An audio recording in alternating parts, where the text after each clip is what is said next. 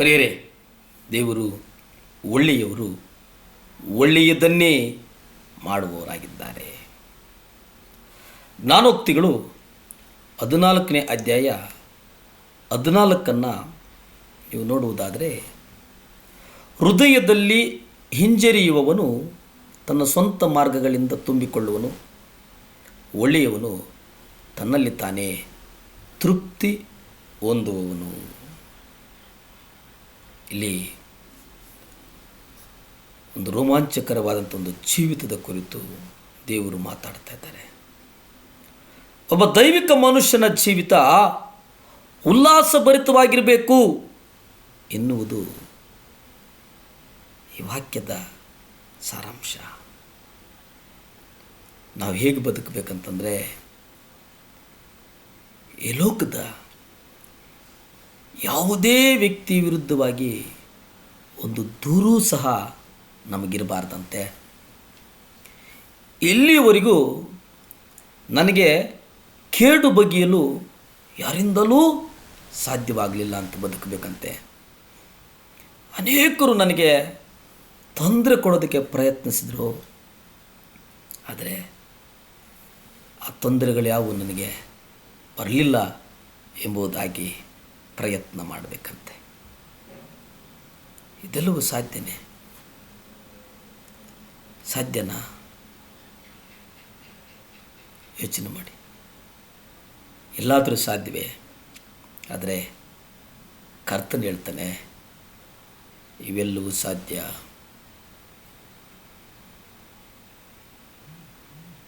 ಇವೆಲ್ಲವೂ ಸಾಧ್ಯ. ಅದು ಯಾವಾಗ ಸಾಧ್ಯ ಅಂದರೆ, ಕ್ರಿಸ್ತನ ಬಾಧೆಗಳಲ್ಲಿ ಪಾಲುಗಾರನಾಗುವಾಗ, ಕ್ರಿಸ್ತನ ಬಾಧೆಗಳಲ್ಲಿ ನೀನು ಪಾಲುಗಾರಳಾಗುವಾಗ ಇವೆಲ್ಲವೂ ಸಾಧ್ಯ. ಆಗ ಸಾಧ್ಯ ಆಗ್ತದೆ. ರೋಮಪತ್ರಿಕೆ 8ನೇ ಅಧ್ಯಾಯ 28 ನಾವು ಓದುವಾಗ, ಇದಲ್ಲದೆ ದೇವರ ಸಂಕಲ್ಪದ ಮೇರೆಗೆ ಕರೆಯಲ್ಪಟ್ಟು ಆತನನ್ನು ಪ್ರೀತಿಸುವವರ ಒಳ್ಳೆಯದಕ್ಕಾಗಿ ಎಲ್ಲವುಗಳನ್ನು ಒಟ್ಟಾಗಿ ಸಂಭವಿಸುತ್ತೆಂದು ನಾವು ಬಲ್ಲೆವು. ಪ್ರತಿಯೊಬ್ಬರು ಮಾಡಿದ ಕಾರ್ಯ ವಾಗ್ದಾನ ಹೇಳಿರೋ ಪ್ರಕಾರ ನಾವು ಒಳ್ಳೆಯದೇ ಆಗಿದೆ. ಅದಕ್ಕೆ ಕಾರಣ ಅವುಗಳೆಲ್ಲವನ್ನು ನಾನು ದೇವರಿಗೆ ನಿಜವಾಗಿ ಕೃತಜ್ಞತೆ ಸಲ್ಲಿಸ್ತೇನೆ. ಯಾಕೆಂದರೆ ಇವರೆಲ್ಲರ ದುಷ್ಕೃತ್ಯಗಳನ್ನು ಉಪಯೋಗಿಸಿಕೊಂಡು ದೇವರು ನನ್ನನ್ನು ಮೊದಲಿಗಿಂತ ಉತ್ತಮ ಮನುಷ್ಯನನ್ನಾಗಿ ಬದಲಾಯಿಸಿದ್ದಾನೆ. ನನ್ನ ಪ್ರತಿಕ್ರಿಯೆಗಳಲ್ಲಿ ನಾನು ಹೆಚ್ಚು ಹೆಚ್ಚಾಗಿ ಕ್ರಿಸ್ತನಂತಾಗಿದ್ದೇನೆ. ಅವರೆಲ್ಲರ ದುಷ್ಟ ಕಾರ್ಯಗಳಿಂದ ಉಂಟಾದಂಥ ಒಂದು ಮುಖ್ಯವಾದ ಒಳ್ಳೆಯ ಸಂಗತಿ ಏನಪ್ಪ ಅಂತಂದರೆ, ನನ್ನ ದೇವರು ಆಶೀರ್ವದಿಸಿದ್ದಾನೆ. ಮೊದಲನೇದು, ನಾವು ಮುರಿಯಲ್ಪಡಬೇಕು. ಎರಡನೇದು, ದೇವರು ನಮ್ಮನ್ನು ಬಳಸಿಕೊಳ್ಳಬೇಕು. ಈ ಎರಡನ್ನು ಕೇವಲ ಕರ್ತನಿಂದ ಮಾತ್ರ ಸಾಧ್ಯ, ಮತ್ತು ಯಾರಿಂದಲೂ ಸಾಧ್ಯ ಇಲ್ಲ. ನಮ್ಮ ಗರ್ವದಿಂದಾಗಲಿ, ನಮ್ಮ ಸ್ವಸಾಮರ್ಥ್ಯದಿಂದಾಗಲಿ, ನಮ್ಮ ನಂಬಿಕೆಯಿಂದಾಗಲಿ, ನಮ್ಮ ಆತ್ಮವಿಶ್ವಾಸದಿಂದಾಗಲಿ, ನಮ್ಮ ದೊಡ್ಡಸ್ತಿಕೆಯಿಂದಾಗಲಿ ನಾವು ಏನನ್ನೂ ಮಾಡೋದಕ್ಕೆ ಸಾಧ್ಯ ಇಲ್ಲ.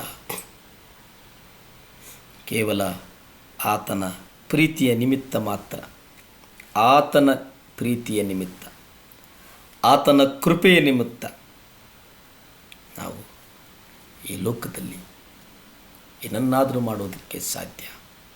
ಈ ಲೋಕದಲ್ಲಿ ಆಶೀರ್ವಾದಗಳನ್ನು ಪಡೆದುಕೊಳ್ಳುವುದಕ್ಕೆ ಸಾಧ್ಯ. ಈ ಲೋಕದಲ್ಲಿ ಬದುಕುವುದಕ್ಕೆ ಸಾಧ್ಯ.